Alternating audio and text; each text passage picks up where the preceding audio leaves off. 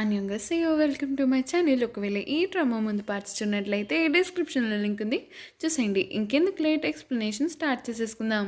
Episode స్టార్టింగ్లో మనకు చూపిస్తారు, హీరో ఒక స్టాటిస్టిక్ క్లాస్ని అటెండ్ అవుతూ ఉంటారు. అప్పుడే అక్కడున్న ప్రొఫెసర్ అంటారు, మీరు మీ గురించి సెల్ఫ్ ఇంట్రొడక్షన్ ఇవ్వండి, ఫ్రంట్ రో నుంచి స్టార్ట్ చేద్దాం అని అంటారు. అప్పుడు హీరో ముందుకొచ్చి సెల్ఫ్ ఇంట్రొడక్షన్ ఇస్తూ ఉంటాడు. హీరో అంటాడు, నా పేరు లీ డాంగ్ జిన్. అక్కడున్న వాళ్ళందరికీ హెలో చెప్తాడు. అప్పుడు ప్రొఫెసర్ అడుగుతారు, నువ్వెందుకు స్టాటిస్టిక్ డిపార్ట్మెంట్కి వచ్చావు? సివిల్ సర్వెంట్ అవుదామనా? కాదు సార్ అని హీరో అంటాడు.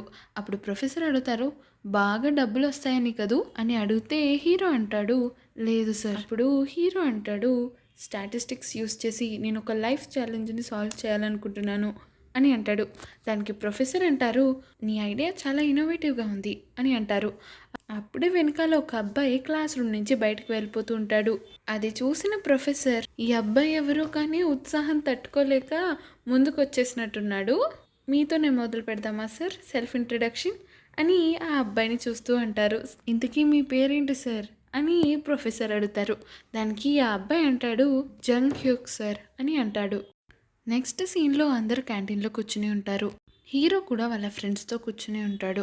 అప్పుడు ఆ అమ్మాయి అంటుంది, అక్కడ చూసారా ఆ అబ్బాయి కూర్చున్నాడు కదా, స్టార్టింగ్లో పెద్ద ఎవరితో మాట్లాడేవాడు కాదు, అందుకే ఆ అబ్బాయి చాలా కూల్ అని అందరు అమ్మాయిలు అతను వెనకాల పడేవాళ్ళు.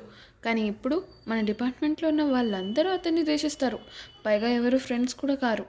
అప్పుడు హీరోకి అతన్ని చూస్తే హీరోయిన్ గుర్తుకొస్తుంది. అప్పుడు అక్కడ ఉన్న వాళ్ళందరికీ చెప్తాడు, మీరందరూ తప్పుగా ఆలోచిస్తున్నారు, అతని గురించి మీకు ఏం తెలుసని ఇలా మాట్లాడుతున్నారు, నేను వెళ్తున్నాను అని అక్కడి నుంచి వెళ్ళిపోతాడు. ఆ టేబుల్ మీద కూర్చున్న వాళ్ళందరూ అంటారు, ఇతనికి ఏమైంది ఇంతకీ? అప్పుడే హీరో జంగ్ దగ్గరికి వెళ్ళి కూర్చుంటాడు. హాయ్, నేనెవరో తెలియదని మాత్రం చెప్పకు, మనం స్టాటిస్టిక్స్ క్లాస్లో కూర్చున్నాం, నా పేరు లీ డాంగ్ జింగ్ అని షేక్ హ్యాండ్ ఇవ్వడానికి ట్రై చేస్తాడు. కానీ జంగ్ మాత్రం షేక్ హ్యాండ్ ఇవ్వడు. నేనున్న ప్లేస్లో అందరూ పొటాటోస్ని ఎక్కువగా పండిస్తారు, అందరూ కూడా నన్ను నేనేదో పండిస్తానేమో అనుకుంటారు, కానీ నేనేం పండించను, మా అమ్మ ఒక స్టోర్ నడుపుతుంది అని హీరో ఇలా చెప్తుండగా జంగ్ తన లంచ్ని ఫినిష్ చేసుకొని అక్కడి నుంచి వెళ్ళిపోతాడు. అలా వెళ్ళిపోయేసరికి అందరి ముందు ఎంబారస్ అయిపోతాడు. దాంతో అతను ఇంకా అతని ఫుడ్ మీద ఫోకస్ చేస్తూ ఉంటాడు. ఆ తర్వాత హీరో ఒక కెఫేలో పార్ట్ టైం జాబ్ చేస్తూ ఉంటాడు. అప్పుడే జంగ్ అటువైపు నుంచి వెళ్ళటం చూసి హీరో అతన్ని ఆపి, జంగ్ ఒక్క నిమిషం ఆగు, నీకోసం ఒకటి ఉంది అని అంటాడు. కానీ జంగ్ మాత్రం అవి ఏమీ పట్టించుకోకుండా ముందుకు వెళ్ళిపోతుంటాడు. అప్పుడు హీరో జంగ్ వెనకాలే వెళ్ళి అతన్ని ఆపి, మా అమ్మ మొన్న పొటాటోస్ ప్లాంట్ చేసింది, ఇగో తీసుకో, మంచిగా తిను వండుకుని అని అంటాడు. కానీ జంగ్ ఇవేమీ పట్టించుకోకుండా ఆ కవర్ తీసుకుని అక్కడి నుంచి వెళ్ళిపోతాడు. నెక్స్ట్ డే క్లాస్ అయిపోతుంది. అప్పుడు హీరో జంగ్ దగ్గరికి వచ్చి, మనం తినడానికి వెళ్దామా, ఒక కొత్త చైనీస్ రెస్టారెంట్ ఓపెన్ చేశారు, అది కూడా మన కాలేజ్ ముందే, ఏమంటావు అని అంటాడు. దానికి జంగ్ అంటాడు, నీకు నా గురించి పెద్దగా తెలియదు అనుకుంటా, నిజానికి నేను కొంచెం అన్కంఫర్టబుల్గా ఫీల్ అవుతున్నా అని అంటాడు. అప్పుడు హీరో జంగ్తో ఇలా అంటాడు, యాక్చువల్లీ నిన్ను చూస్తే నాకు ఒకరు గుర్తుకొస్తారు, అప్పుడు నేను తనతో ఇలా మాట్లాడలేకపోయాను, అందుకే నేను ఈసారి ఆ మిస్టేక్ చేయదలుచుకోలేదు, ఒకవేళ నువ్వు దీనికి అన్కంఫర్టబుల్గా ఫీల్ అయితే ఐఎమ్ సారీ అని అంటాడు. ఆ తర్వాత నెక్స్ట్ సీన్లో వాళ్ళిద్దరూ చైనీస్ రెస్టారెంట్లో ఉంటారు. హీరో అంటాడు, తొందరగా తిను, నేను పార్ట్ టైం జాబ్కి వెళ్ళాలి అని అంటాడు. అప్పుడు జంగ్ అంటాడు, మనమిద్దరం కలిసి తిందామన్నా. అప్పుడు మనకి చూపిస్తారు వాళ్ళిద్దరూ వేరే వేరే టేబుల్స్ మీద కూర్చుని తింటున్నారు అని. అప్పుడు హీరో అంటాడు, సరే అయితే మెల్లగానే తిను. అప్పుడు జంగ్ అంటాడు, నువ్వు ఇంతకీ ఎందుకని పార్ట్ టైం జాబ్స్ చేస్తున్నావు అని అంటాడు. అప్పుడు హీరో తన పార్ట్ టైం జాబ్ లిస్ట్ చెప్తూ ఉంటాడు. ఒకటి కాదు రెండు కాదు, చాలా పార్ట్ టైం జాబ్స్ చేస్తూ ఉంటాడు హీరో. అప్పుడు జంగ్ అంటాడు, ఇదంతా పాకెట్ మనీ కోసం చేస్తున్నావా? నాకు ఏది కావాలన్నా మా అమ్మ ఇస్తుంది కాబట్టి నాకు పెద్ద అవసరం ఏం పడలేదు, కానీ ఇక్కడంతా చాలా ఎక్స్పెన్సివ్గా అయిపోయింది కాబట్టి అని అన్నాడు. అప్పుడు జంగ్ అంటాడు, అయితే నువ్వు యూనివర్సిటీలో జాయిన్ అయ్యాక ఒక ఇయర్ గ్యాప్ తీసుకుంటావా ఏంటి అని అంటాడు. అప్పుడు దానికి హీరో అంటాడు, ఒకవేళ అలా చేస్తే మా అమ్మ నా రెండు కాళ్ళు విరిచేస్తుంది, ఇక్కడ సంపాదించిన డబ్బు నేను ఒక వ్యక్తికి ఇవ్వాలనుకుంటున్నాను అని లంచ్ కంప్లీట్ చేసుకొని ఏప్రాన్ వేసుకొని, ఇక్కడ నేను పనిచేస్తాను 1 గంట నుంచి అని అంటాడు. అది చూసిన జంగ్ చాలా షాక్ అవుతాడు. చూస్తూనే వాళ్ళ సెమ్ ఎగ్జామ్స్ కూడా అయిపోతాయి, ఆ సెమిస్టర్ కూడా కంప్లీట్ అయిపోతుంది. వాళ్ళ కాలేజ్లో ఇంకా జంగ్ని చూసి అందరూ దూరంగా వెళ్ళిపోతూనే ఉంటారు. అప్పుడే హీరో అక్కడికి వస్తాడు. జంగ్ని చూసి మనమిద్దరం కలిసి వెళ్దామా అని అంటాడు. హీరో అంటాడు, వెకేషన్ వస్తుంది, నువ్వేం చేస్తావు అని అడుగుతాడు. దానికి జంగ్ అంటాడు, నువ్వు ఎలాగో పార్ట్ టైం జాబ్ చేస్తావు కాబట్టి నేను కూడా నీతో పాటు పార్ట్ టైం జాబ్ చేస్తాను అని అంటాడు. ఆ తర్వాత నుంచి వాళ్ళు మంచి ఫ్రెండ్స్ అయిపోతారు. ఆ నెక్స్ట్ సీన్లో హీరో వెకేషన్ కాబట్టి వాళ్ళ ఊరికి వచ్చేసి ఉంటాడు. హీరో వాళ్ళ అమ్మ హీరోని చూసి, వచ్చేసావు నువ్వు అని వెళ్ళి హగ్ చేసుకుంటుంది. ఆ తర్వాత హీరో వాళ్ళ మదర్ హీరో వచ్చాడని చాలా డిషెస్ చేసి ఉంటుంది. అమ్మ ఈరోజు నా పుట్టినరోజా అని హీరో అంటాడు. దానికి హీరో వాళ్ళ అమ్మ అంటుంది, ఎందుకలా? లేదు, ఇంత ఉండవు కదా, అందుకే నా పుట్టినరోజేమో అనుకున్నాను. ఈ నా కొడుకు చాలా రోజుల తర్వాత వచ్చాడు, అందుకే అంత వండాను అని హీరో వాళ్ళ మదర్ అంటుంది. వెకేషన్ ఇచ్చిన వెంటనే వచ్చేస్తానన్నావు కదా, మరి ఇంత లేట్ ఎందుకు అయింది నీకు అని హీరో వాళ్ళ మదర్ అంటుంది. దానికి హీరో అంటాడు, అంటే నేను పార్ట్ టైం జాబ్ చేస్తున్నాను కాబట్టి లేట్ అయింది అని అంటాడు. దానికి వాళ్ళ మదర్ అంటుంది, పార్ట్ టైం జాబ్ ఎందుకు, ఒకవేళ డబ్బులు కావాల్సి వస్తే నన్ను అడగచ్చు కదా, అంటే బయట ప్రపంచం కూడా తెలుస్తుందని చేశాను అని హీరో అంటాడు. దానికి వాళ్ళ అమ్మ అంటుంది, ప్రతిదానికి ఒక టైం ఉంటుంది, చదువుకోవాల్సిన టైంలో చదువుకోవాలి అని అంటుంది. తను అంటుంది, పైగా నీకు ఎవరైనా ఫ్రెండ్స్ అయ్యారా అని అంటుంది. దానికి హీరో అంటాడు, జంగ్హ్యూక్ అని ఒక అతను నా ఫ్రెండ్ అయ్యాడు, పైగా నా జీపీఏ ఎంతో తెలుసా, 4.3 పైనే ఉంది అని అంటాడు. అప్పుడే వాళ్ళ మదర్ టేబుల్ మీద ఉన్న డిషెస్ అన్నీ తీసేస్తూ ఉంటుంది. నాకు తెలుసు, నువ్వు ఆ పార్ట్ టైం జాబ్ చేస్తున్నప్పుడే నేను అనుకున్నాను నీ పర్సంటేజ్ తగ్గిపోతుందని. ఎన్ని క్వశ్చన్స్ పోయి ఉంటే 4.3 వస్తాయి నీకు, అసలు నువ్వు అని అంటుంది. అప్పుడు హీరో అంటాడు, అమ్మ నేను అన్నది 4.3 వచ్చాయని కాదు, 4.3 కన్నా పైనే వచ్చాయని. నెక్స్ట్ సీన్లో హీరో తన రూమ్లో అతను ఇంతకుముందు తన హై స్కూల్ ఫొటోస్ని చూస్తూ ఉంటాడు. అప్పుడే వాళ్ళ మదర్ రావడంతో అవన్నీ తీసి అతను డ్రాలో పెట్టేసుకుంటాడు. హీరో అంటాడు, ఏమైందమ్మా? అప్పుడు హీరో వాళ్ళ మదర్ ఉంటుంది, మరి ఇందాక మీ అమ్మ కాలేజ్కి వెళ్ళలేదు కదా, అందుకే ఏం తెలీదు అని అంటుంది. దానికి హీరో అంటాడు, అవన్నీ చెప్పకమ్మా, పోన్లే వదిలే, నేను ఒక చోటుకి వెళ్ళాలి. ఆ తర్వాత హీరో వాళ్ళ మదర్ అంటుంది, నువ్వు ఎలాగో బయటికి వెళ్తున్నావు కాబట్టి ఆంటీలని కూడా కలిసేసి వెళ్ళొచ్చు కదా, వాళ్ళు ఎంతగానో ఇష్టపడతారు నిన్ను. అప్పుడు హీరో నచ్చకపోయినా ఒప్పుకుంటాడు. వాళ్ళ ఇంట్లో మెట్లు దిగుతూ ఉన్నప్పుడు వాళ్ళమ్మ హీరోతో అంటుంది, నీకోటి తెలుసా, ఈ ఊర్లో ఒక విచ్ ఉంటుంది అని మాట్లాడుకుంటూ ఉంటారు, ఎందుకలా మాట్లాడుకుంటున్నారా అని అనిపించింది. మొన్న వాళ్ళ నాన్నగారు చనిపోయారు, అప్పుడు ఒక వ్యక్తి ఆ అమ్మాయిని ఓదార్చడానికి వెళ్ళాడు, తిరిగి వచ్చే దారిలో ఒక ఎలుగు పెంటి అతని మీద అటాక్ చేసింది. ఇవన్నీ చూసినప్పుడు నాకు కూడా అనిపిస్తుంది, ఆ అమ్మాయి నిజంగా విచ్ అంటావా అని. ఇది అంతా విన్న హీరో అంటాడు, అమ్మ ఇప్పుడు నువ్వు కూడానా? వాళ్ళందరూ ఏదో అసలు సెన్స్లెస్ విషయాల గురించి వాళ్ళు మాట్లాడుకుంటూ ఉంటారు, ఒక వ్యక్తి ఎలా విచ్ అవుతారు? నువ్వే చెప్పు, మా కాలేజ్లో జరిగిన దానికి ఇప్పటికి ఏమైనా సంబంధం ఉందా? వెళ్ళి ఉంటే అవ్వచ్చు, బై మిస్టేక్ కోఇన్సిడెన్స్ అవ్వచ్చు, ఎందుకు ఆ అమ్మాయి వల్లే అవుతుందని ఎందుకు అనుకుంటున్నారు మీరందరూ? హై స్కూల్లో చాలామంది చనిపోవడం కామన్ అది అని హీరో తన స్టాటిస్టిక్స్ చెప్తూ ఉంటాడు. అప్పుడు అది విన్న వాళ్ళ మదర్ అంటారు, ఇప్పుడు దాకా ఏవో నెంబర్లు చెప్పావు కదా స్టాటిస్టిక్స్ అంటూ, ఇవన్నీ నువ్వు గుర్తుంచుకున్నావా అని అంటుంది. అప్పుడు హీరో అంటాడు, అమ్మా ఇంతకీ ఆ అమ్మాయి ఇప్పుడు ఎక్కడుంటుంది అని అంటే వాళ్ళ మదర్ అంటుంది, ఈ పాటికి వెళ్ళిపోవచ్చు తను అని అంటే హీరో ఎందుకు అని అడుగుతాడు. దానికి వాళ్ళ మదర్ అంటుంది, మొన్న కొన్ని నెలల ముందు ఒక మీటింగ్ జరిగింది, అప్పుడు ఊర్లో వాళ్ళందరూ తను ఇక్కడి నుంచి వెళ్ళిపోవాలని అన్నారు, మరి తను వెళ్ళిపోయి ఉండొచ్చు అని అంటుంది. ఇది విన్న హీరో పరిగెట్టుకుంటూ హీరోయిన్ వాళ్ళ ఇంటికి వెళ్తూ ఉంటాడు. అతను ఒక బ్యాగ్ తీసుకొని హీరోయిన్ వాళ్ళ ఇంటికి వెళ్తూ ఉంటాడు. హీరో హీరోయిన్ వాళ్ళ ఇంటి ముందుకు వచ్చి చూస్తాడు. ఆ డోర్ మీద ఆ ఇల్లు అమ్మేస్తున్నట్టుగా ఒక పోస్టర్ ఉంటుంది. అప్పుడే హీరో తన మనసులో అనుకుంటూ ఉంటాడు, లేదు ఇలా జరగడానికి వీల్లేదు అని చెప్పి ఆ ఇంట్లోకి వెళ్తాడు. అక్కడ ఉన్న ప్రతి డోరు వెతికి చూస్తాడు, కానీ అక్కడ ఎవ్వరూ ఉండరు. అక్కడే ఒక చోట కూర్చుని హీరో తన మనసులో అనుకుంటూ ఉంటాడు, నేను అందరికీ ప్రూవ్ చేద్దాం అనుకున్నాను నువ్వు విచ్ కాదని, కానీ ఈసారి కూడా నేను లేటే అని హీరో తన బ్యాగ్లో ఉన్న థీసిస్ పేపర్ని చూస్తూ ఉంటాడు. అవే కాకుండా హీరోయిన్ బాగా చదువుకోవాలని యూనివర్సిటీ బుక్స్ కూడా కొనుక్కుని తెస్తాడు. ఇదంతా తను తన పార్ట్ టైం జాబ్తో వచ్చిన మనీతోనే చేస్తాడు. అప్పుడు హీరో ఈసారి కూడా తను చాలా లేట్ అయిపోయాడని, తన్ని ఇంప్రెస్ చేయలేకపోయాడు అని ఏడుస్తూ ఉంటాడు. ఇదంతా ఒక వన్ సైడెడ్ క్రష్గా మిగిలిపోయిందని చాలా బాధపడతాడు. అక్కడ ఉన్న థీసిస్ పేపర్లన్నీ గాల్లో ఎగిరిపోతూ ఉంటాయి. నెక్స్ట్ సీన్లో హీరో వాళ్ళ ప్రొఫెసర్ తను ఇచ్చిన థీసిస్ని చాలా గమనిస్తూ ఉంటాడు. అప్పుడు హీరోని తన క్యాబిన్లో పిలిచి ఇలా అంటాడు, నువ్వు చెప్పిన లైఫ్ ప్రాబ్లం ఇదేనా? పైగా నువ్వు ఫస్ట్ ఇయర్లోనే ఎందుకు ఇంతలా కష్టపడుతున్నావు? అంటే మీరు కష్టపడొద్దంటున్నారా సార్ అని హీరో అంటాడు. దానికి ప్రొఫెసర్ అంటారు, అదేం లేదు, నువ్వు స్టూడెంట్ కాబట్టి కష్టపడాలి. ఎలాగైనా నేర్చుకుందంతా నేర్చుకుని ఆ తర్వాత తిరిగి వెనకాలకి చూడరు కదా అని ప్రొఫెసర్ అంటాడు. దానికి హీరో అంటారు, అదేం లేదు సార్ అని అంటాడు. అయితే ఒక క్వశ్చన్ మరి నీకు అని ప్రొఫెసర్ అంటారు. నువ్వు లైఫ్ ప్రాబ్లమ్ని సాల్వ్ చేయడానికి స్టాటిస్టిక్స్ వాడతావన్నావు కదా ఇంట్రడక్షన్ టైంలో, మరి ఇంతకీ అది ఎలా సాగింది అని అంటాడు. దానికి హీరో అంటాడు, అది చాలా లేట్ అయిపోయింది సార్ అని అంటాడు. లేదు, నువ్వు అసలు తప్పే చేసావు. ఎందుకంటే నువ్వు చేసిన థీసిస్లో తను విచ్ కాదని డిసైడ్ అయ్యి నువ్వు స్టాటిస్టిక్స్ చేసావు. అలాంటప్పుడు స్టాటిస్టిక్స్ అవసరం ఏముంది? తను విచ్ కాదనే పాయింట్ ఆఫ్ వ్యూలో చేసావు కాబట్టి. ఇందులో కొన్ని చెక్ లిస్ట్ క్వశ్చన్స్ ఉన్నాయి, ఇది యూస్ చేసుకుని నువ్వు మళ్ళీ ఈ స్టాటిస్టిక్ని తయారు చేయి అని అంటారు.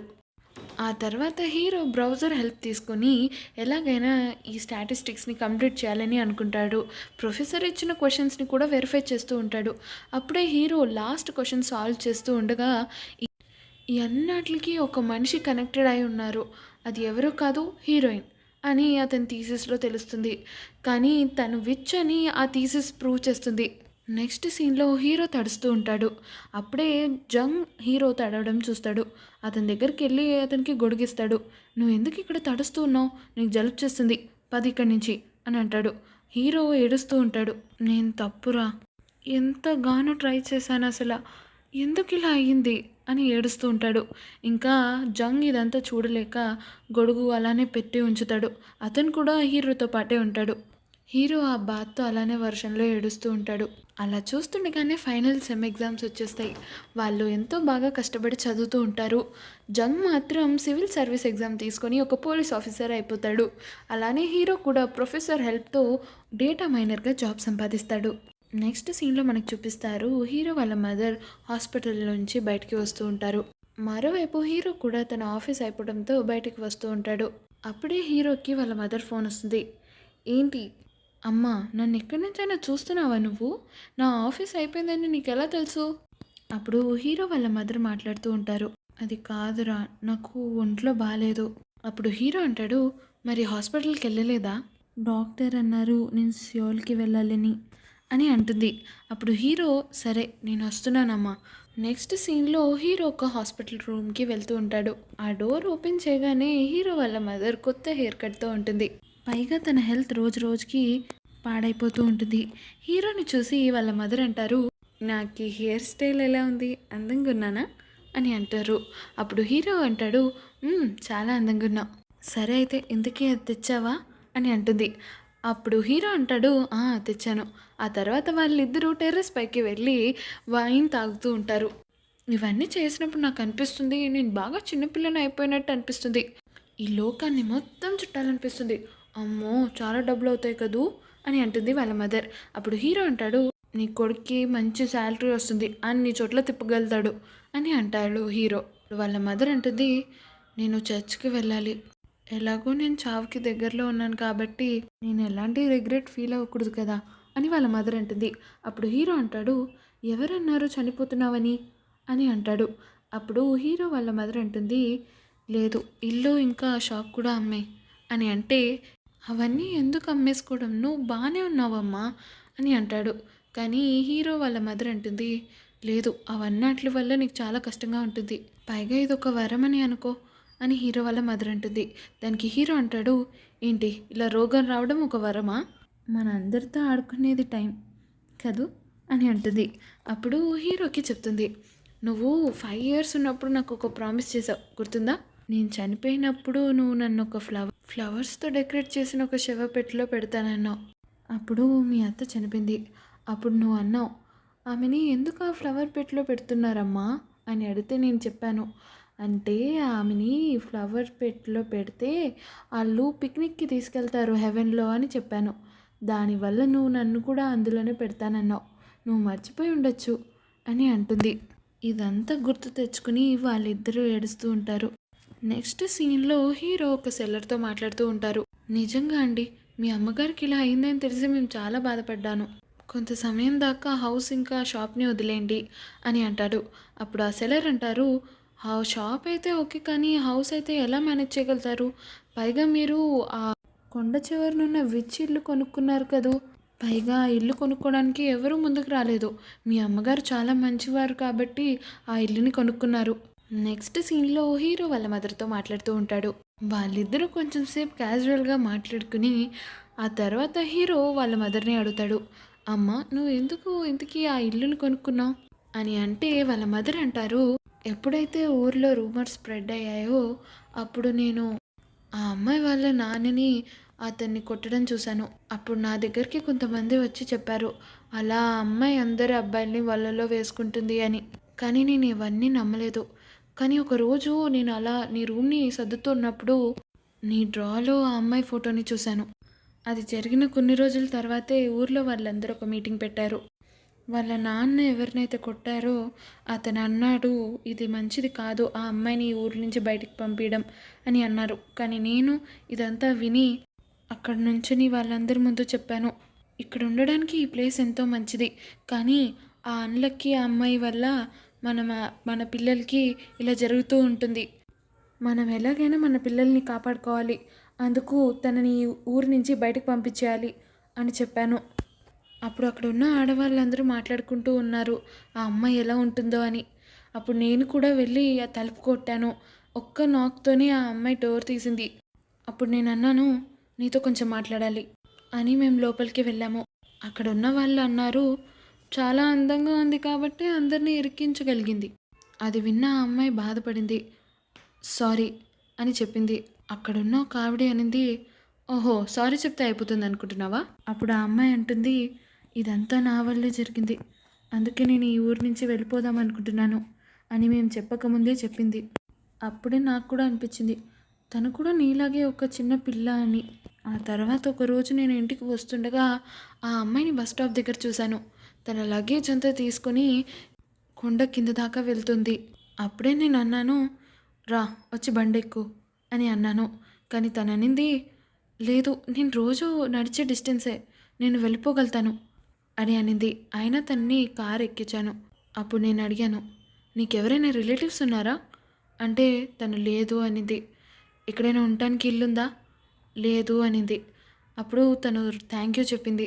మీరు చాలా మంచివారు, మీరు నాకు లిఫ్ట్ ఇచ్చారు అని అనింది. నా వల్ల మీకు ఎంతో కష్టం కలిగింది అని కూడా చెప్పింది. అప్పుడు నాకు ఎంతో బాధేసింది. తను కూడా నీలాగే చిన్న పిల్ల, కానీ నేను ఇదంతా ఆలోచించకుండా తన్ని ఊరి నుంచి తరిమేశాను అని వాళ్ళ మదర్ అంటుంది. దానికి హీరో అంటాడు, అందుకే నువ్వు ఆ ఇల్లు కొన్నావా? అప్పుడు వాళ్ళ మదర్ అంటుంది, అలా అయినా తన మొహం చూడగలుగుతానేమో అనుకున్నాను, కానీ అప్పుడు కూడా ఎవరో వ్యక్తి వచ్చి ఆ ఇల్లు ఇచ్చారు, కానీ తను మాత్రం కనిపించలేదు. ఒకవేళ ఆ రోజు చివరిసారి అయ్యి ఉంటే తను కలిసేది, తను ఎప్పుడు పంపించేదాన్నే కాదు. తను విచ్ కాదని నాకు తెలిసింది. నా కొడుకు చాలా స్మార్ట్ కాబట్టి అంతా క్యాలిక్యులేట్ చేసి చెప్పాడు తను విచ్ కాదని అని వాళ్ళ మదర్ అంటుంది. అప్పుడే మనకి చూపిస్తారు, హీరో ఆ రోజు హీరోయిన్ వాళ్ళ ఇంటి నుంచి వెళ్ళిపోయాక వాళ్ళ మదర్ అక్కడికి వస్తుంది. ఆ పేపర్స్ని ఆ బుక్స్ని తను తీసుకెళ్తుంది తనతో పాటే. ఇంకా ఆ ఫోల్డ్ అయిన పేపర్స్ని సరిచేసి తను ఆ పేపర్స్ని చాలా సీరియస్గా చదువుతూ ఉండేది. హీరో వాళ్ళ మదర్ హీరోతో అంటుంది, ఎవరినైనా మనల్ని కలవాలని అనుకున్నామంటే తప్పకుండా డెస్టినీ వాళ్ళని మనకి కలుపుతుంది అని అంటుంది.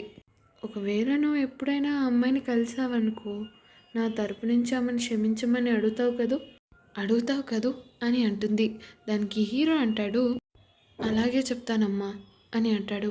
ఆ తర్వాత హీరో అంటాడు, థ్యాంక్ యూ సో మచ్ అమ్మా, I love you so much అమ్మా అని వాళ్ళ అమ్మని హగ్ చేసుకుంటాడు. హీరో ఏడుస్తూ ఉంటాడు, వాళ్ళ అమ్మ కూడా ఏడుస్తూ ఉంటుంది.